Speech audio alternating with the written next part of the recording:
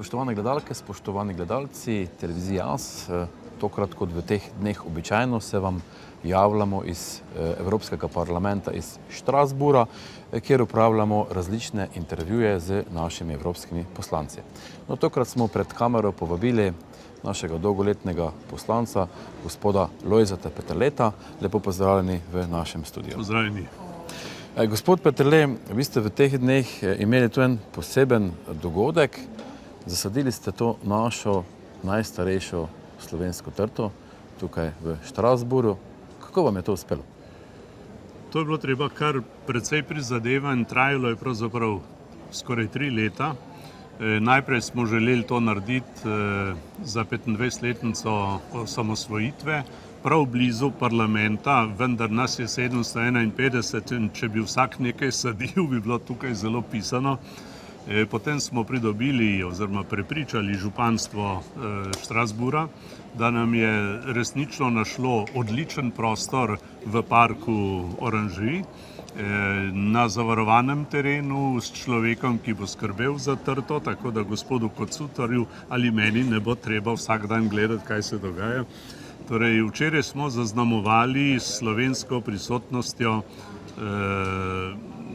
Strasbourg, ki je en simboličen kraj v Evropi, ni samo sedež Evropskega parlamenta, Sveta Evropa, sodišča za človekove pravice, je res en simboličen kraj, ki diši po spravi, sodelovanju, miru, spoštovanju dostojanstva in trta pravzaprav tudi vse to simbolizira. Jaz pravim, da je trta narava, ki je postala kultura, zato da krepi naše veselje do življenja, in to se je včeraj tam dogajalo in jaz komaj čakam na prvo trgatev. Menite, da glede na to, da so tukaj malo drugačne klimatske razmere, pa tudi prst je malo drugačna, menite, da se bo ta trta prejela in da bo dobro obrodila? Torej, tle okrog raste precej dobrega rizlinga in še kakšna druga trta. Včeraj smo tudi razložili tukaj, kaj pomeni šipon, ker smo tudi s šiponom nazdravili, pa s silvancem in tako naprej. Jaz mislim, da je našel specialist, ki bo skrbel za trto, primerno zemljo, primeren teren, in če rastejo druge trte, bo rasla tudi najstarejša, ker ta mislim, da ima še več moči v sebi kot kakšne moderne trte. Zdaj, glede na to, da so Francozi zelo znani po svojih vinih, kako oni pa potem gledajo na naša vina, na to našo vinogradništvo? Kakšen pogled imajo oni to na Slovenijo? Pred 3 leti smo tukaj prišli do projekta oziroma smo vzpostavili vinsko partnerstvo med Slovenijo in Alzacijo. In ko so vinarji iz Alzacije doživeli slovenska vina, so se poklonili spoštljivo kvaliteti slovenskih vin in so rekli, to pa je nekaj. Torej, mi smo ponudili takrat eni in drugi naša vina in resnično so mi nekateri rekli šapo, kar pomeni po slovensko klobuk dol. In nam ni treba biti nerodno, ker nastopamo s kvaliteto. Jaz sem bil lansko leto na posebni vinski rundi v Bordeauxu, pa potem v Burgundiji in sem ponosen na slovenska vina. Kvaliteta po vsej Sloveniji še napreduje. Imamo čedalje več vinarjev, ki res lahko ponujajo vrhunska vina, tako da tukaj bi rekel, smo kar 1:1. Bi lahko človek rekel, da s tem dejanjem, ko so nam pustili, da tukaj sadimo svoje trto, na nek način neko priznanje, nas priznali tudi kot neko vinorodno pokrajino? To je priznanje. Jaz bi celo rekel veliko priznanje, ker na župana Strasbourga je naslovljenih toliko predlogov za sodelovanje na tem in onem področju. Vsak bi rad s tem simboličnim krajem nekaj počel, nekaj pokazal, nekaj dosegel. In to, da so nam dali, rekel, tole odlično lokacijo, par minut od parlamenta, od Evropskega sveta, v središču evropskih inštitucij, govori, da Strasbourg razume, kaj mu je Slovenija ponudila, je to z ljubeznijo sprejel. Včeraj gospa podžupanja zelo lepo, bi rekel, pozdravila slovensko trto, ki sva jo skupaj zalila z vodo in z vinom. Tako da mislim, se res zgodila ena lepa stvar. Ona sama je poudarila prijateljstvo, sodelovanje in zgodila se je ne samo slovensko-francoska zgodba, zgodila se je evropska zgodba. Jaz upam, da bodo Slovenci hodili na ta kraj uživati, ker tam je že zdaj postavljena lepa brajda. V teh dneh oziroma v naslednjih mesecih se bo pa seveda tudi tukaj po celotni Evropi dogajala evropska zgodba, to pa mislim predvsem na prihajajoče volitve. Pogleda to, da vi ste nekako v teh evropskih vodah plavate že kar nekaj časa, bili ste udeleženi na praktično na vseh evropskih volitvah, pri katerih je Slovenija sodelovala. Kakšne razlike vi vidite v volitvah, ki so bile, mogoče 10 let nazaj, pa te, ki nas čakajo 26. maja? Leta 2004 je moja lista Nove Slovenije zmagala prve evropske volitve. Takrat je bilo kar romantično, bi rekel. Takrat smo bili veseli, da smo prvič na volitvah. Bila je močna proevropska večina, nismo poznali evroskeptikov, ni bilo Brexita. 15 let kasneje izgleda Evropa zelo drugačna in jaz se ne bojim toliko evroskeptikov. Naj bo kakšen tudi proti. Jaz se bolj ukvarjam z vprašanjem, zakaj se tisti, ki so za Evropo, tako težko zmenijo, kaj bodo delali skupaj. In mislim, da je treba zdaj le veliko politične energije in modrosti, predvsem pa volje po sodelovanju, da bomo evropski projekt razvijali naprej, da ne bo ugasnil. So tudi sile, ki želijo, da ugasne. Mimogrede povem, da jaz v Brexit še vedno ne verjamem, sploh pa ne tak, kot je bil predlagan. Tako da bomo imeli en zanimiv mandat, v katerem bo zelo pomembno, kako bodo te proevropske sile stopile skupaj. Jaz sem prepričan, da bo naša politična skupina Evropske ljudske stranke imela ponovno relativno večino, da bo morala iti pa precej daleč na levo, če bo hotela, koalicija, v koaliciji bodo morali biti socialisti, liberali, zeleni, če bomo hoteli skupaj postaviti proevropski program. In ta mandat bo zahtevnejši od mandatov doslej. Te sile, ki ne vidijo rade Evrope, bodo nekoliko močnejše, ne bodo imele pa večine. In zato je tudi pomembno, kdo nas bo zastopal v tej hiši.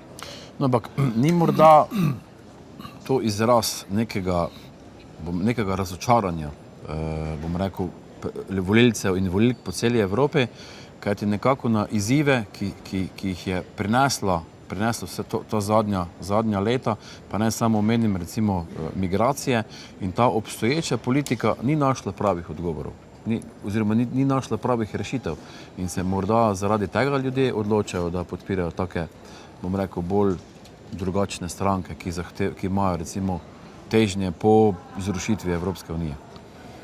Jasno je, da se bolj ukvarjamo z zadevami, ki ne grejo, kot z zadevami, ki so uspele. Zdaj je prišlo ven poročilo o tem, kaj je Evropska zveza v tem mandatu naredila, in je veliko zadev. To je cela knjižica, ki govori, kaj je uspelo, vključno z gospodarsko rastjo, zmanjšanjem nezaposlenosti, s podporo mladim. Marsikaj se je zgodilo, kar pomeni boljšo Evropo ali več Evrope, več bližine ljudem. V resnici na ljubo lahko rečemo tudi, da vmes je bilo rešeno ciprsko vprašanje, se je popravila Portugalska, se je dvignila gospodarsko zopet Španija, je išla iz velike krize Grčija, in to s pomočjo ukrepov, ki jih je predlagal in podprl Bruselj. Skoraj 400 milijard smo investirali v razvoj ekonomije, v nova delovna mesta. Se pravi, marsikaj je, kar je šlo v redu. Je pa seveda še veliko zadev, vključno z migracijami. Tukaj smo veliko bolj enotni, kot smo bili pred 2 leti, ampak je jasno, da ne moramo imeti ene Evrope pa 2 vrst držav. Ene, ki delajo ograje, in ene, ki spuščajo ljudi tako rekoč brez nadzora. Tukaj zdaj prišlo do dogovora, kako bomo varovali zunanje meje, tudi več denarja bo namenjenega varovanju meja. Marsikaj se je pa treba še dogovoriti in jaz si želim te vsebinske razprave.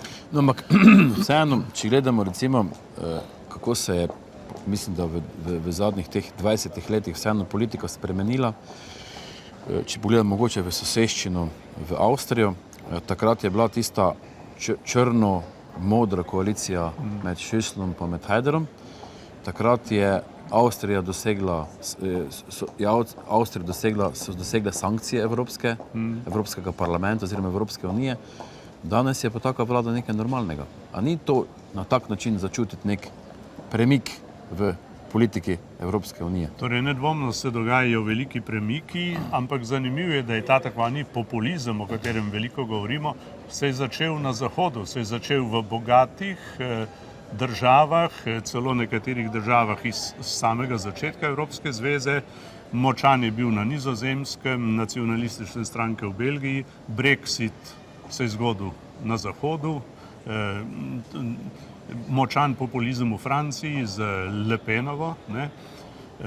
In prvič v zgodovini Evropske zveze se ukvarjamo s takimi vprašanji. 60 let je šlo tako rekoč v redu naprej, politično, gospodarsko in tako naprej, ko so prišle pa velike preizkušnje, finančna kriza, migracije, grški problem, smo pa ugotovili, ali so ugotovili, mi smo bolj mlada država članica, bi rekel, ne moramo biti ali nismo za vse odgovorni, ampak zdaj sooblikujemo tudi evropsko politiko, se je pa izkazali, da na krize nismo pripravljeni. In še vedno se trudimo, da bi naredili bančno unijo do konca, da bi bili bolj enotni pri davkih. Zdaj je velik poudarek na socialni politiki, torej želja, zahtev po močnejši Evropi je čedalje več, politična volja pa temu še ne sledi. In jaz upam pač, da se bo začela profilirati nova Evropa okrog skupnih imenovalcev, ker če bi se pokazali, da ni te volje, potem bomo mi vsi plačali ceno za to, ker vsa Evropa zgublja relativno težo, čeprav je še vedno najmočnejši izvoznik in tako naprej. Ampak evo, Kitajska gre naprej, Indija gre naprej, Indonezija, Brazilija, svet postaja malce drugačen.